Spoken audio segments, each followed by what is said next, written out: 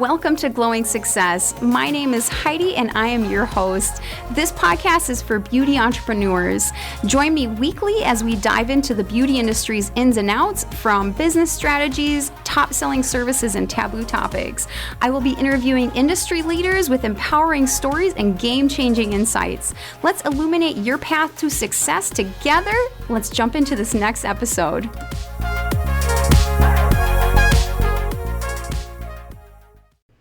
Welcome back to Glowing Success. Today I'm going to be talking about in-person marketing and how to find clients where they already are. So finding your clients where they already hang out. So I am a big believer in in-person marketing. I love it. I think it actually has given me the clients over the years that have stayed the longest, that have, really just been my ideal clients, but also they were the clients that they stuck around the longest. They did things with me. So because I think we foster those relationships a little differently. So we're building it on a different type of trust. They get to see you, or they get to see somebody that has seen you in person. So that trust factor really builds a lot faster. But it's also an interesting thing to do in-person marketing because you get to see your clients' perspective. You get to, really be in their world a little bit differently. So I'm a big believer in it, but of course I do online marketing as well. And I highly suggest any beauty professional, any new business owner do in-person marketing and online marketing. So diversify your marketing, people. Highly suggest it. But one of the reasons I love in-person marketing is because your clients are already hanging out somewhere. So your clients are already doing things places. So whether it be like fitness places, hair places, nail places, community places, there's so many different places that your clients are already doing things. They're already, having a life other places. So we need to be in those places as well, right? So obviously, if you guys have been listening to the podcast for a while, you know that I am a big believer in finding out who your ideal client is, narrowing in on who your ideal client is. And this is one of the reasons why, because we need to understand your ideal client. We need to know where they're coming from with certain things and what are their interests, right? So there's some different ways that you can do in-person marketing. One of my favorite ways is doing pop-up tables at places where your clients are already at. So maybe you have a favorite, maybe there is a fitness place that's close by your spa and you find that a lot of your clients really like that fitness place. Well, ask if you can have a table there. Ask if you can just show off some of your things. And you don't have to offer services. You don't even have to sell retail. You could just have photos, videos, an iPad set up, some pictures set up on the table, some talking points. Some people do games, a little spinning wheel for prizes. Anyway, to engage, but you don't necessarily have to do services. You don't necessarily have to sell something. But this is a really good opportunity for people to come up to you and ask questions, see what you're about, and so forth. So highly suggest, if you haven't done anything, it's definitely something to try, and your clients are already there. So that's the amazing thing about it too, is your client is already hanging out in these places. So why not show up in these places? One of the other things I really like is collaborating with other service providers. So same thing, your clients are already probably getting their hair done somewhere. They're already getting, other services that they're not doing with you other places. This could also just be other businesses as well. So it doesn't have to be,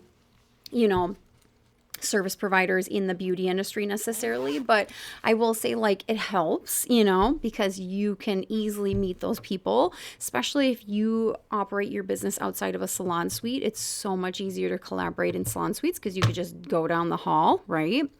But think of different places. So coffee shops, or where does their meeting happen? So let's say they're part of a group of people that meet every Wednesday at this coffee shop. There's little things like that you can think about.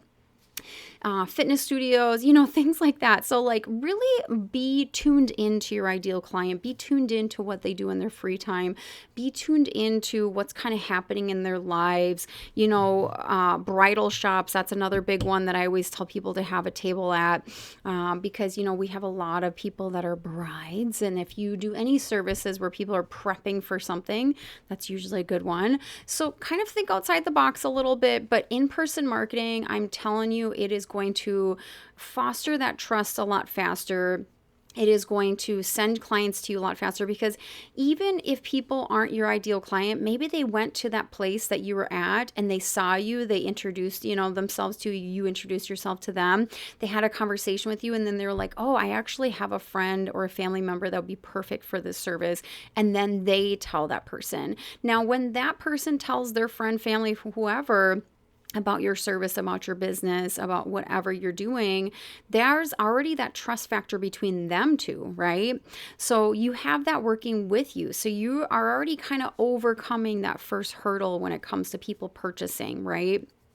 So let's talk about like how to really start these conversations, how to build these relationships. Because yes, that's all great. You can find those places to have in-person marketing events and so forth.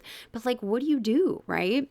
So obviously being open to conversation is number one. So you are there just to have conversations. We're not really necessarily there to even book clients. We're not there to sell retail. We're not there to, get people subscribed on our email list necessarily. We are there purely to just make conversation and meet new people. And that's really where it should start.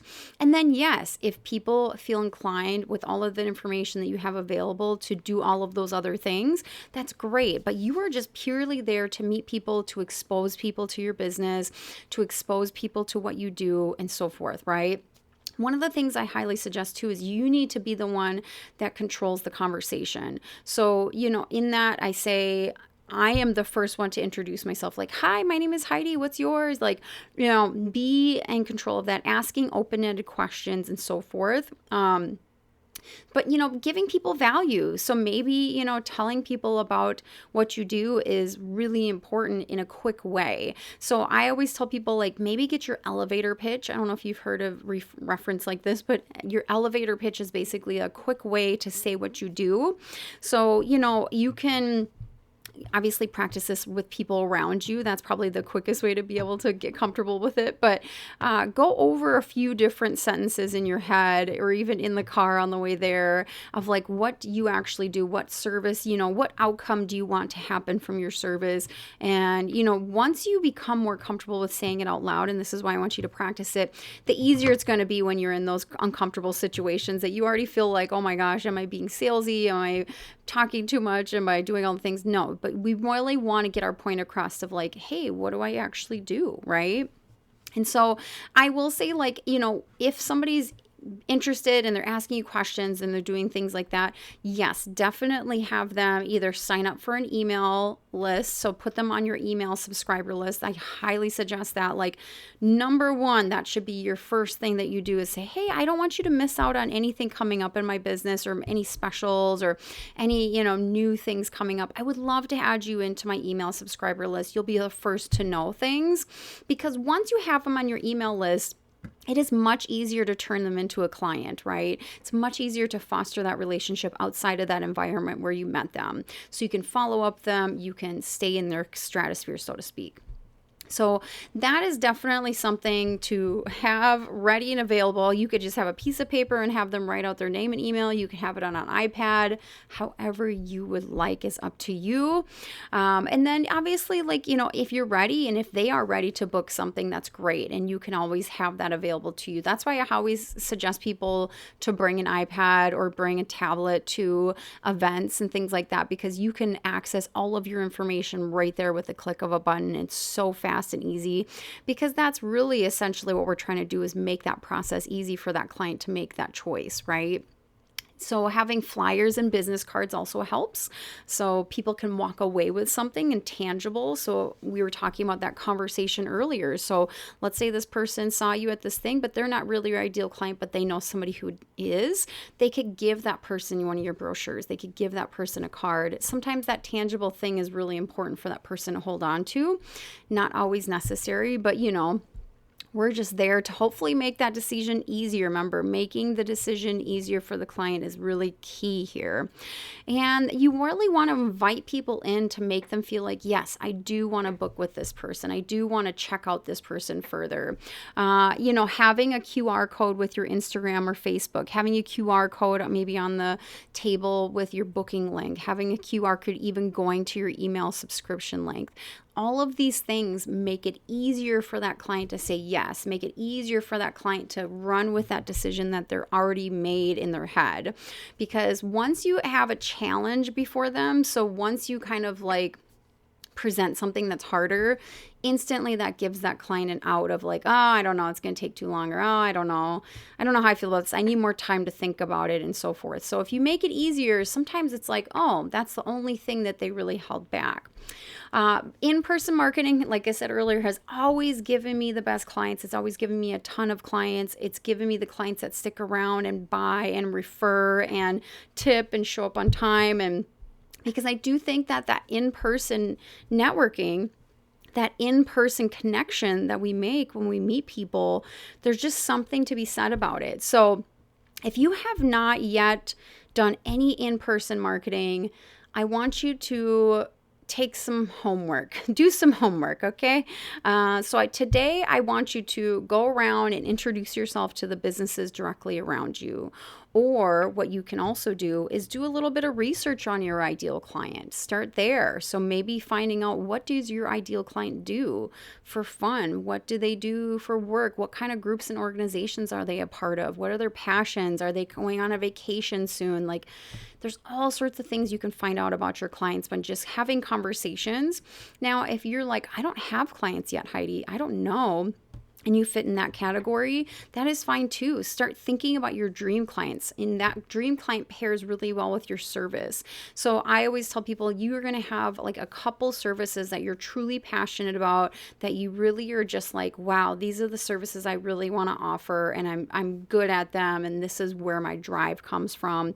Think about the perfect client for that service or for those products that you sell, and start thinking about it that way too. So you don't necessarily have to have that information from a person. You can start thinking about it from the outside. Say, if I offer lash extensions really cater to people who want to get ready quickly in the morning.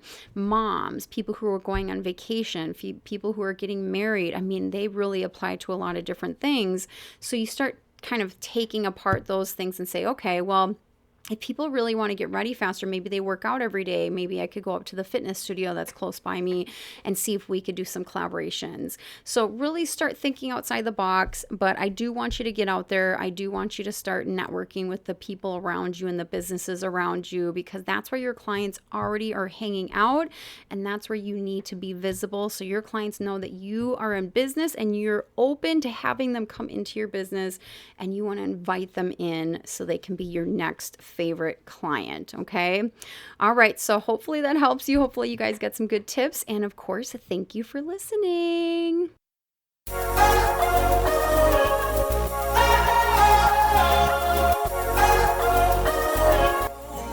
I hope you liked that episode and found something useful or a tip that you can use immediately. And my episodes come out weekly, so I'll see you in the next episode.